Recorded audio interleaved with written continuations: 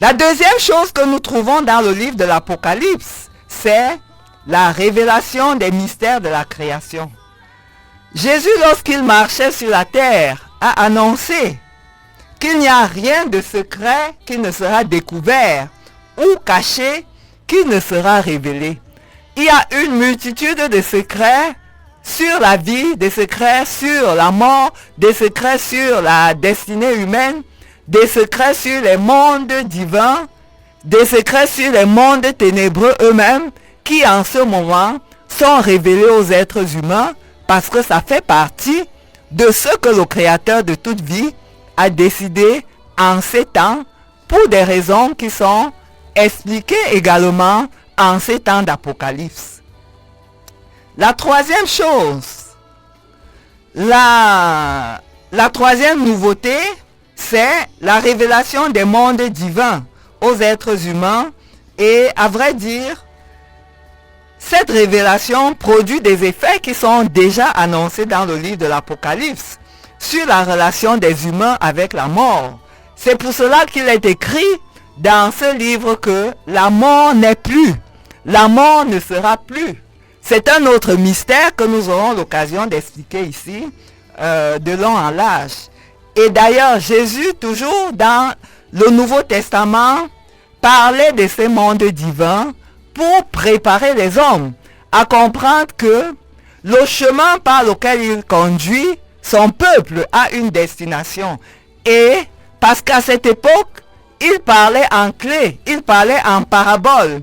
Il a dit dans les Écritures, dans le livre de Jean 4, verset 2, il est écrit: dans la maison de mon Père, il y a plusieurs demeures. Évidemment, il ne s'agit pas de demeures terrestres. Dans la maison de mon Père, il y a plusieurs demeures. Le livre de l'Apocalypse amène donc un temps nouveau en lequel ceux qui appartiennent aux nouveaux cieux après le jugement sont appelés à comprendre, sont appelés à découvrir, sont appelés à entrer dans leur vie terrestre, dans les réalités des mondes divins, dans les réalités de ce qui leur était caché jusqu'à ce temps. Raison pour laquelle, je le répète, Jésus-Christ disait qu'il n'y a rien de secret qui ne sera découvert, qu'il n'y a rien de caché qui ne sera révélé. Nous sommes donc parvenus au temps où l'Éternel décide, l'Éternel révèle en ces temps nouveaux ce qui était resté caché jusque-là. Le quatrième élément des choses nouvelles en ces temps d'Apocalypse, a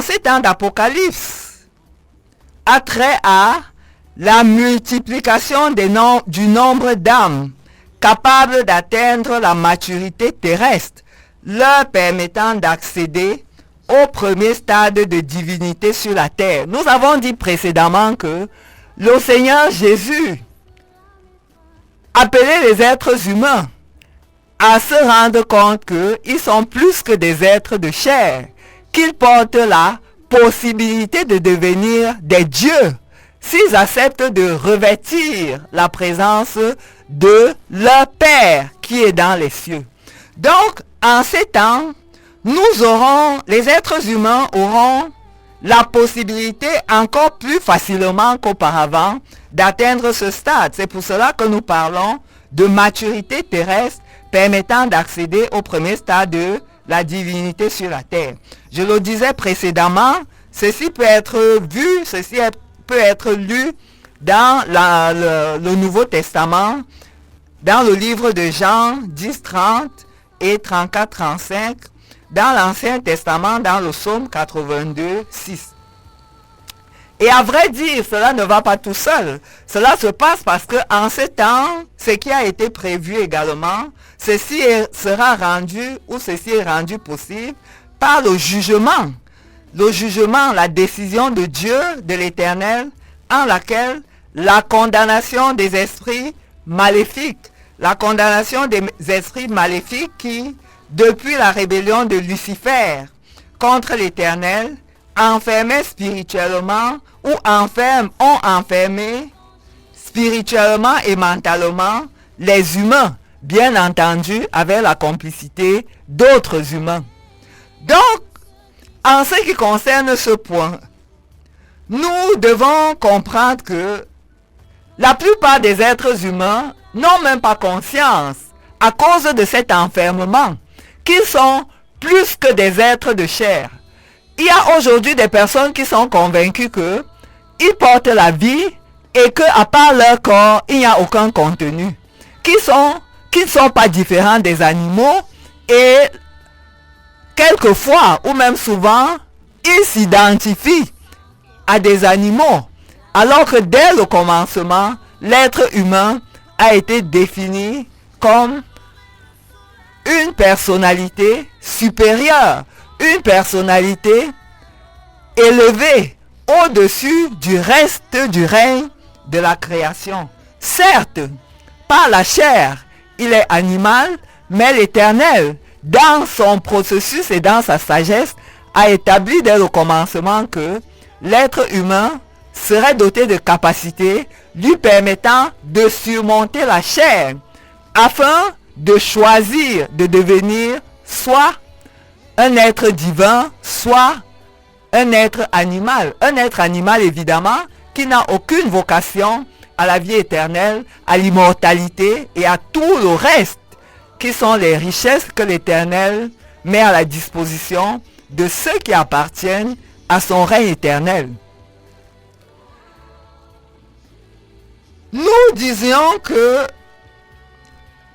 à cette époque, en cette époque qui a commencé des temps éternels et qui consiste en le renouvellement de la terre sur le plan spirituel et sur le plan matériel, de nombreuses choses, de nombreuses nouveautés sont prévues qui se mettent en place selon la sagesse divine, selon la méthodologie divine qui amène à l'accomplissement ce qu'il avait préparé, ce qu'il avait ensemencé. Parce que tout ce que l'Éternel fait, il le prépare à travers une semence.